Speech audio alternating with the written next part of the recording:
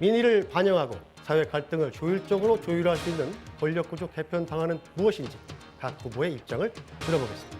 답변 시간은 1분입니다. 먼저 심상정 후보부터 출발하시죠. 국민들께서는 이번 대선에서 기대보다는 걱정이 크신 것 같습니다. 역대급 비호감 선거를 만든 양당은 서로 진영으로 나누고 상대 후보가 당선되면 나라가 망할 것처럼 말합니다. 그동안 몇 번 정권 교대가 있었지만 나라 망하지 않았습니다. 극단적인 경우에 국민들이 다 개입하셨습니다. 우리나라가 미래로 가기 위해서 지금 중요한 것은 승자 독식 사회를 이끈 35년 양당 체제 그리고 제왕적 대통령제를 바꾸는 거라고 생각합니다. 제가 대통령이 되면 개헌 이전이라도 권력 분산을 위한 실천을 시작하겠습니다. 총리 국회 추천제로 국정의 중심을 청와대에서 국회로 옮기겠습니다. 선거제도 개혁으로 5천만을 골고루 대변하는 국회 만들고 다당제 하에 책임 연정 시작하겠습니다. 그래야 기후위기, 불평등, 그리고 한반도 평화와 같은 중대한 국가적 과제를 해결할 수 있는 정치가 시작될 수 있을 거라고 생각합니다. 네, 안철수 후보. 저는 두 가지가 필요하다고 생각합니다. 먼저 개헌을 통해서 제왕적인 대통령제를 분권형 대통령제로 바꾸는 것이 필요합니다.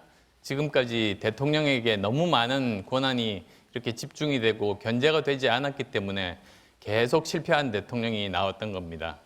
그리고 또 이 선거제도 자체도 결선 투표제가 필요합니다.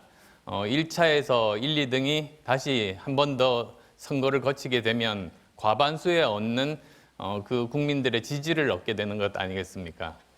그리고 또 두 번째로는 국회의원 선거제도 자체를 바꿔야 됩니다. 그래서 거대 양당이 아니라 정말 다당제가 가능한, 그래서 민심의 구조 그대로 국회 의석이 가능한 그런 제도로 바꿔야 됩니다. 그리고 거기에는 중대선거구제도 있고 그리고 또 비례대표제도 있다. 그런 말씀 드리겠습니다. 네, 윤석열 후보.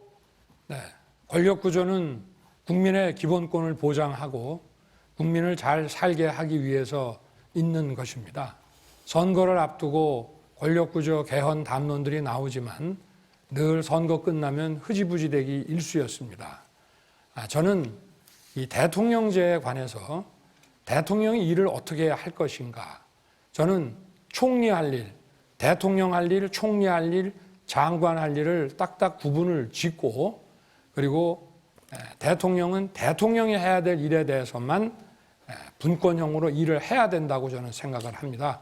그리고 민간 전문가들을 모시고 민관 합동위원회를 대통령 직속으로 만들어서 이분들과 대통령의 국정 아젠다를 설정하고 관리하고 점검하는 이런 방식으로 국정을 운영해야 된다고 봅니다. 네, 이재명 후보. 네, 국민 여러분, 사실 우리 국민 여러분들께서 정치가 국민을 걱정해야 되는데 국민들께서 정치를 걱정한다 이런 말씀 많이 하십니다. 전적으로 공감합니다. 아까 한 시민분께서도 그 말씀하셨는데 이 정치가 사실은 국민을 위한 정치를 해야 되는데 정치인들을 위한 정치라는 게 가장 심각한 문제라는 생각이 듭니다. 이유는 단순합니다. 이 거대 양당 둘 중에 하나를 선택해야 되니까 상대방이 잘못하면 자기한테 기회가 오죠. 그래서 잘하기 경쟁보다는 상대방의 발목을 잡아서 실패를 유도하고 그런 기회가 오더라.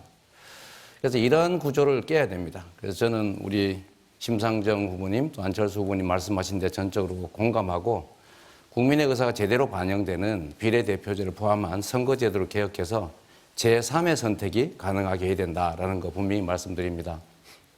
저희 당도 노력할 것이고요. 두 번째는 각 정치 세력이 실력을 연합해서 발휘할 수 있는 통합정부, 국민내각 꼭 필요하다 생각합니다.